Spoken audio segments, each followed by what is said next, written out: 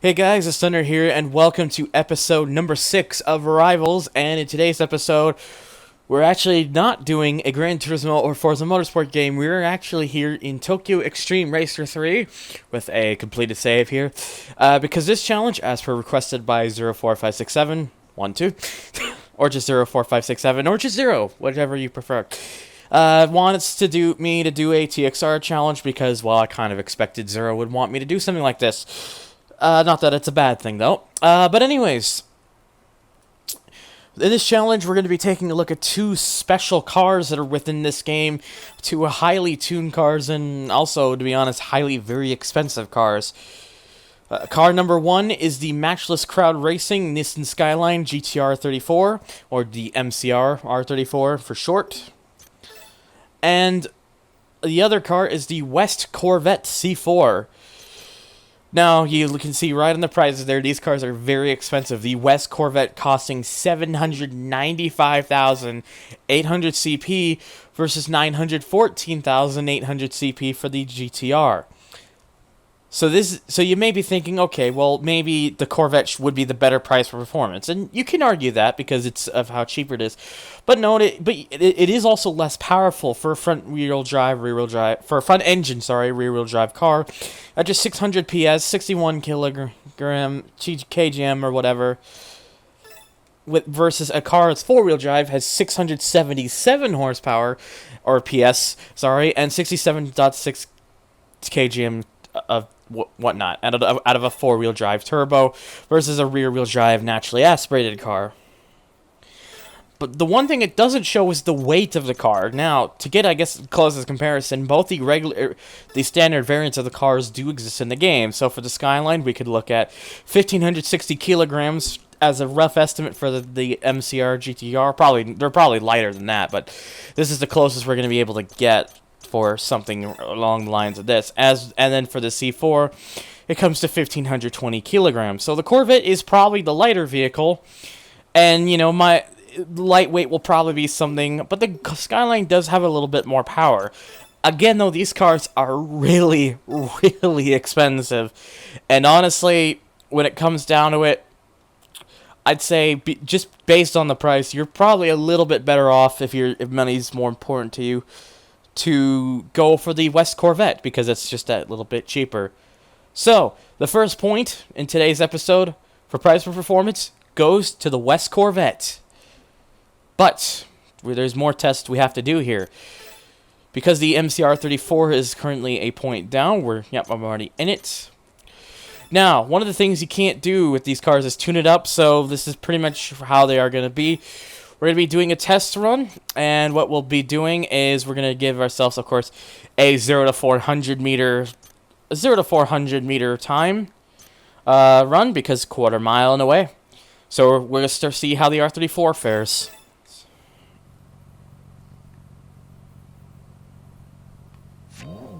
Okay, now I'm on manual transmission for this, because there's actually a possibility that if you rev too early, if you start revving before the countdown, you can actually fail because you didn't wait till go.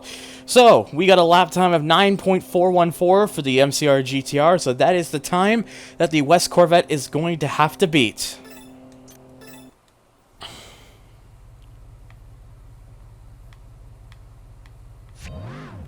Now for the West Corvette.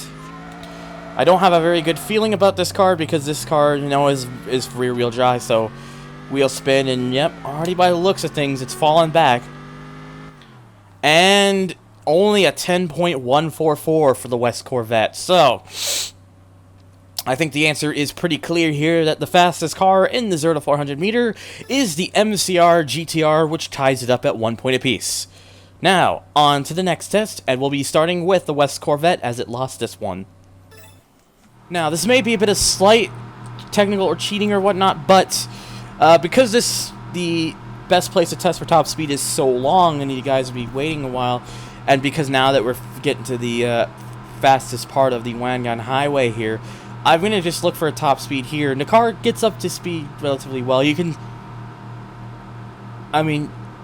if you really need to know about his acceleration, then it's you pretty much look at the 0-400. But the 6th gear here is pretty long, and the best that I've managed out of this car is 203 miles an hour. But considering this is now becoming straighter, we could see 204. Come on, can we get 204? I'm gonna consider the marker pretty much when we stop. No, it looks like 203 is all that this car is gonna do, and now that we're going uphill, it's not really gonna matter too much. Come on, a little bit of downhill. There we go, 204, 205 even.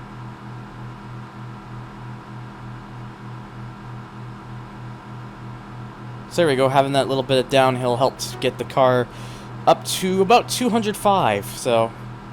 And now we're going to have a bit of uphill, and that's going to be pretty much it, because after that, there's not really too much more. There's more of the highway, but as you see, the goal is pretty much by the turn, so we're going to have to stop it here. But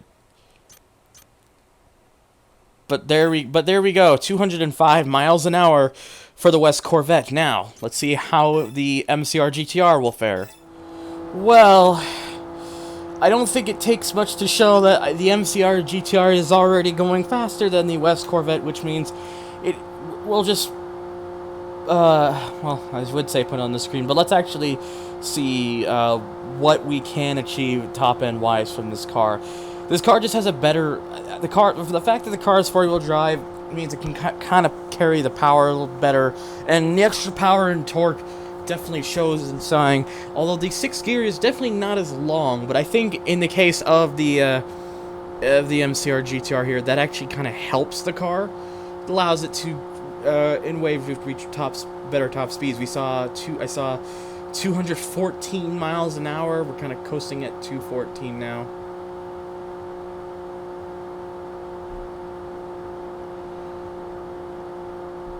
So we're just kind of relaxing there. Let's see, 213, 214, 215. So that's about 10 miles an hour. 216. Come on, can we get a 217? Can we get a 217? I think we're going slightly uphill, so I don't quite think we could. We could. I mean, there's still a chance. But then there's this spot here. So yeah, 214 is still about roughly what we're getting, and now, you know, bigger down uphill. So yeah, I think 216 is the best that we're going to achieve in the GTR. So I'm gonna just put a stop to it there, obviously, and there we go. So at 216 miles an hour, the MCR GTR now pulls into a 2-1 lead over the West Corvette. But of course, there still remains 2 points, and one of which is personal. But before the personal one, let's get to the not-so-personal one. Okay, now, for the case of the timed lap here, we're doing a run-through of the C1 inner, and due to the length of the C1 inner, we're only going to be doing one run, especially since the game kind of stops you after that point anyways to record the time. So one thing I've kind of been noticing already is the handling in this car is a little too sensitive. The Corvette was the same way. I find that these cars just kind of grip too suddenly on the very lightest of movements on the joystick, and it's very infuriating. Because I would like to rather just be a little bit more precise with it, but due to the way these cars control, I kind of can't really do that. So it's kind of stuck this way for me, and it's pretty annoying to say the least. So more often than not, I'm rather just hug the walls because it'd be too much of a hassle to try to slow down, and then more often than not, you're probably going to understeer anyways. So a 101.979 is the first sector time that we have got there, which isn't too bad. If I can stabilize the car a little bit, there we go, that's better.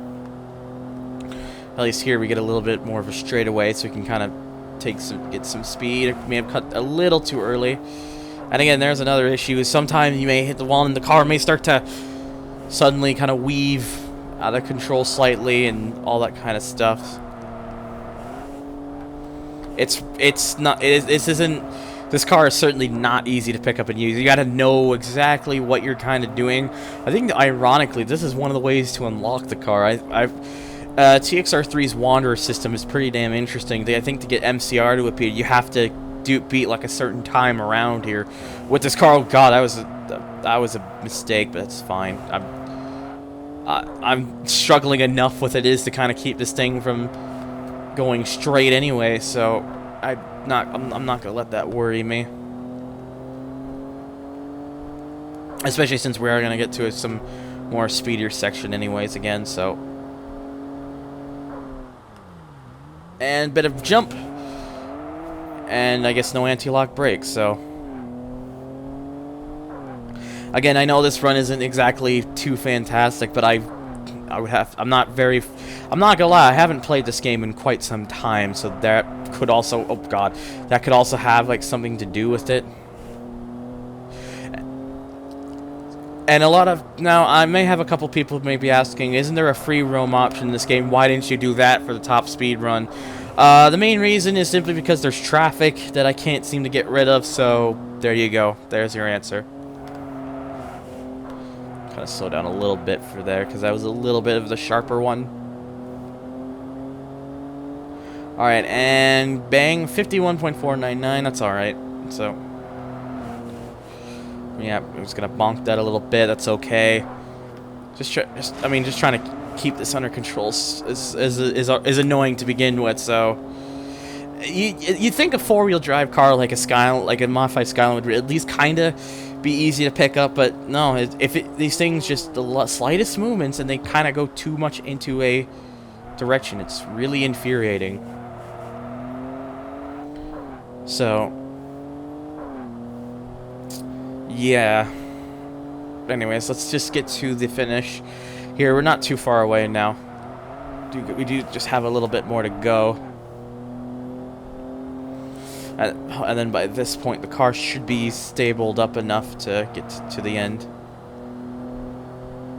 Alright, there we go. Speed on by. Bit of a slow. Oh, that's okay. And sliding finish, apparently. 4 minutes 3.666, quite ironically, is the lap time that we got with the MCR GTR. Man, this thing was a bit of a slidey one, twitchy one, but we got a time set. So now, can the West Corvette tie it back up with a better run around here, or will the MCR GTR retain the advantage and take the overall win? Okay, now the West Corvette. It's gonna have to hopefully make up for, hopefully, at least in cornering, this car will hopefully try to make up for the big twitchiness that was seen in the MCR GTR, and whilst it's still a little bit twitchy, I think it is a little bit more fine. It doesn't seem to be so sudden and kind of crazy as the MCR GTR was. I seem to be, oh god, careful now. That's still possible. I mean, this is a rear-wheel drive car, so something like that is completely expected. And at least here we can, easily take a look at the 4 minute 3.666 that we set. And oh god, careful now. You gotta be careful. Okay. I want to let off a bit. Ah, bonk. I knew I was gonna bonk that, I think. But it doesn't look like time-wise it's gonna be great. Oh. 102.798. That's about 0.819 behind the MCR. It may just have to be that better acceleration. That the MCR did have better acceleration. It was definitely quicker through the quarter mile than the Corvette was. That was actually a really good corner though that I just did, and then managing to even avoid the wall. I mean, that's not going to retain. That's going to still remain like that for pretty much a good remainder of this run around here. But still, that was, at least there was one really good thing to come from it. Man, I just wish there was an easier way to kind of tackle these cars. I mean, because if it was just kind of more smooth and whatnot and easier to pick up, I kind of would prefer driving these cars a little bit more. But honestly, just because of the twitchiness that they seem to be giving me, more so the GTR than the Corvette, I can't really recommend them enough unless you're a really skilled driver in this game, which I'd say I'm not quite one, so... Oh, this is going to be pretty interesting. Okay. That actually was a better sector for the Corvette, and that, rather than whereas the GTR did a little bit worse there. It was a 109.508 from that sector, so the Corvette does actually gain a little bit of time, maybe just because of that better corner, or simply because the Corvette does handle it a little bit better. That was quite a bit of a bonk there, so oops. So now, of course, we're in the shortest sector of the bunch. So I gotta ease up a bit. This car does also feel a little bit sharper too. I mean, you know, four-wheel drive cars do tend to understeer, so I suppose that's to be expected. Oh, this sector is gonna look good. Actually, it's gonna look very good. Wow, 49.244. It just gained a lot of time. Maybe I'm just a little bit better. Oh God, that would have been a restart if I had hit that. Thankfully, I was able to avoid it. But yeah, that was a really good section through there. Now I'm about 1.5 seconds up on the MCR GTR. I think the better handling and slightly more precisiveness of the Corvette is starting to kick in a little bit. So, all right, careful now. Okay, now it's just mostly a drive to the finish.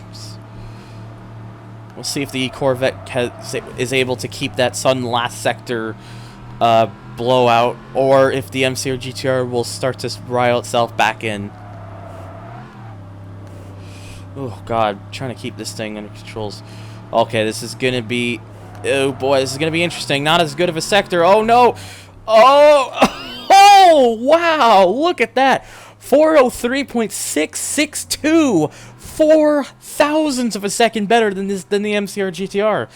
I think that lack of acceleration was really where it's a bit slower, was where the Skyline was able to make up more of its time. But the Corvette from that one sector was able to just hold it off and get honestly, very comparable times. Jesus. By 4 thousandths of a second, the West Corvette ties it back up to 2 points apiece. That is amazing. And of course, that finally means the tiebreaker is decided by me for the personal driving experience. And honestly, you know, these cars are quick. These cars are quick. They're fun to get into, but they're also a bit challenging. You're gonna have to definitely be familiar with driving these two cars. But honestly, when I look at it, the R34 was of course always going to win in terms of the 0 to 400 and top speed, because it's just more powerful of a car, and because it's four-wheel drive. But it's not drastic enough. Maybe the top speed a little bit, and the 0 to 400, but when it came to the lap time, the Corvette just barely edged it out, and that's a car that has less power, less weight. Maybe I just did better in it. Who knows? But simply, I just think the Corvette, it's more mystique to me, a little more mysterious, because, you know, an all-black car just looks more menacing. It's a more, I think, more easygoing. And although, to be fair, easygoing is still not quite what I would describe this thing, because this is certainly anything but easygoing. But honestly, a close call for this one again. But this one, I'm going to give the driving experience to the West Corvettes, which means that with a final score of 3-2, today's winner is the West Corvette. This is the one to go for, and it's also cheaper, so it's probably more worth looking into anyways. So that's going to do it for today's episode, guys. Now, as always, if you want to follow me at Twitter, donate to my Patreon, or join my forum board, all of which is in the description down below. And as always, thank you guys so much for watching, and take care.